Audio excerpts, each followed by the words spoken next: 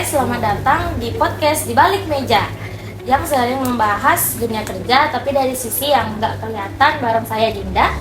Dan saya Suaiba, partner yang paling sering bikin suasana nggak nyaman, yaitu terutama bos. Tapi kita hari ini lagi rame banget. Tapi topik kita hari ini lagi rame banget di sosmed ataupun di TikTok. Kalimat legendarisnya itu bukan tugas saya. Atau versi halusnya yaitu sesuai kontrak kerja saja. Versi globalnya yaitu Quiet quitting. Apakah itu profesional atau justru tanda kita kehilangan kepedulian? Makanya hari ini kita undang tamu-tamu kita. Di sini sudah hadir ada Meili, Fauzan, Rais. Halo semuanya. Halo semua. Hai. Ini menarik karena di sini ada 3 perspektif. Langsung saja, Rais, di dunia HR ada istilah OCB. Sebenarnya itu apa sih?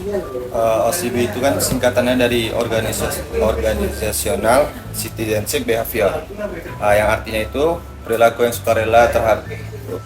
sukarela karyawan terhadap organisasi yang tidak tertulis di atas kontrak kerja ataupun tidak digaji langsung, tapi sangat membantu organisasi. Bayangin aja, sebuah kantor itu ialah sebuah kampung. Ada warga yang cuma tinggal, bayar iuran, selesai. Sedangkan ada juga yang bantu bersihin selokan, ada juga yang menjadi tukang parkir pas lagi acara, padahal tidak ada disuruh oleh RT-nya. Nah, itu yang dinamakan OCB. Dan yang menarik, perilaku ini sering nggak masuk KPI, tapi efeknya besar. Oke, jujur saja, menurut saya kerja sesuai kontrak itu bukan salah. Kalau job desk saya A sampai Z, ya itu yang saya kerjain. Kalau disuruh bantu divisi lain, saya sering mikir itu bukan tanggung jawab saya. Jujur sih, itu suara orang yang paling banyak. Aku paham Zan, tapi coba bayangin kalau semua orang mikir gitu, kontrak jadi kaku banget. Minggu lalu printer di divisi kamu macet, aku bantuin benerin. Itu bukan tugas finance. Tapi kalau aku diemin, kerjaan kamu berhenti dan efeknya ke laporan kamu. Ya, tapi kamu pulang telat, apa nggak rugi juga? Awalnya capek iya, tapi aku nggak ngerti alur kerja tim kamu. Pas itu kolaborasi laporan bulanan itu kepake banget buat aku. Itu bukan rugi, itu investasi hubungan kerja. Nah, ini masuk ke dimensi OCB yang namanya altruism. Rais, gimana caranya bantu orang tanpa jadi korban eksploitasi? OCB itu kan sehat kalau kita tuh sukarela, bukan karena takut dinilai buruk. Masalah muncul ketika orang merasa nggak enakan, sehingga akhirnya itu semuanya diambil. Saya sering lihat tuh ada karyawan yang rajin banget bantu sana sini, tapi kerjaan sendiri berantakan. Nah, itu disebut OCB yang overload atau berlebihan. Orangnya baik tapi sistemnya nggak sehat. Makanya OCB itu harus seimbang dengan pekerjaan yang kita. Aku pernah ngalamin itu. Terlalu sering bilang iya sampai deadline sendiri berantakan. Dari situ aku belajar peduli itu penting, tapi punya batas itu wajib. Nah, OCB itu bukan hanya bantu orang. OCB itu sebenarnya ada 5 dimensi. Yang pertama itu contohnya seperti nolong rekan kerja. Dan yang kedua, taat aturan atau tertib. Dan yang ketiga ialah nggak merasa ngeluh. Dan yang keempat, kita menjaga hubungan baik dengan rekan kerja. Yang kelima, ada pedulian terhadap organisasi.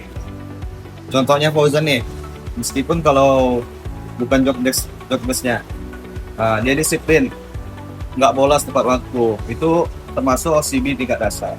Nah, akhirnya ada pembelaan. Tapi Zan, kamu kalau rapat evaluasi sering diam, padahal ide kamu bagus. Itu termasuk OCB juga nggak kan Rais?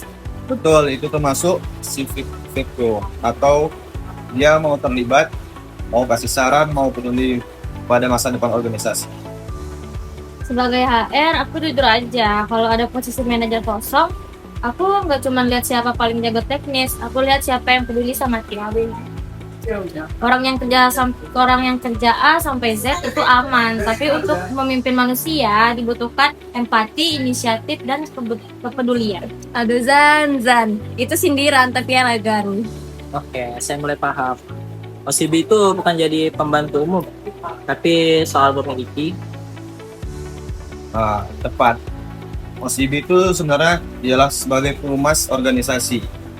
Tanpa OCB, mesin tak berjalan, akan tetapi dia berisi dan berpanas. Buat aku, kerja pakai hati itu bukan berarti mengorbankan diri, tapi sadar kita kerja bareng, manusia bukan robot. Kalau lingkungannya sehat, capeknya terasa lebih bermakna. Dan saya belajar kerja sesuai kontrak itu hak, tapi sesekali peduli itu pilihan yang bisa bikin kita tumbuh. Jadi kesimpulan dari podcast kita kali ini adalah kerja sesuai kontrak itu kewajiban, tapi kerja dengan OCB itu nilainya tambah besar. Dan buat para pemimpin atau bos yang di luaran sana, jangan manfaatin kebaikan karyawan, karena OCB itu perlu apresiasi, bukan dianggap kewajiban baru. Terima kasih kepada Rais, Meili, dan Fauzan yang sudah mampir di balik podcast ini. Sama-sama. Saya Dinda. Saya Suaiba. Sampai jumpa di episode berikutnya. Bye. Kesimpulan podcast dari kerja sesuai kontrak versus kerja pakai hati atau OCB adalah yang pertama, kerja sesuai kontrak itu tindakan dan tanggung jawab yang telah ditentukan secara resmi dalam perjanjian kerja atau deskripsi pekerjaan menjadi standar minimum yang harus dipenuhi setiap karyawan. Sedangkan kerja pakai hati atau Organizational Citizenship Behavior atau OCB, perilaku sukarela yang tidak diwajibkan kontrak namun memberikan manfaat bagi organisasi seperti membantu rekan kerja, berkontribusi ide tambahan, atau menjaga suasana kerja. Selanjutnya, peran dan pentingnya keduanya. Kerja sesuai kontrak menjadi dasar stabilitas operasional organisasi, memastikan tugas inti berjalan sesuai rencana, dan menghindari konflik akibat ketidakpatuhan.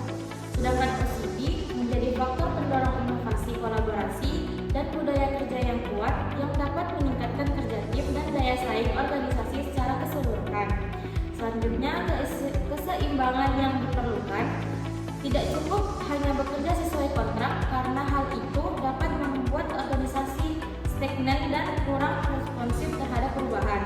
Namun, terlalu fokus pada OCB dapat memperhatikan batasan kontrak juga berisiko menyebabkan kelelahan kerja atau burnout dan ketidakadilan jika sebagian karyawan merasa diminta melakukan lebih banyak tanpa imbalan yang sesuai. Organisasi perlu menciptakan lingkungan yang menghargai kontribusi sesuai kontrak sekaligus mendorong OCB melalui pengakuan, dukungan, dan kebijakan yang adil. Selanjutnya, implikasi bagi karyawan dan organisasi. Bagi karyawan, menjalankan tugas kontrak dengan baik sebagai bentuk profesionalisme dan melakukan OCB secara selektif sesuai kapasitas untuk mendukung perkembangan diri dan lingkungan kerja. Sedangkan bagi organisasi,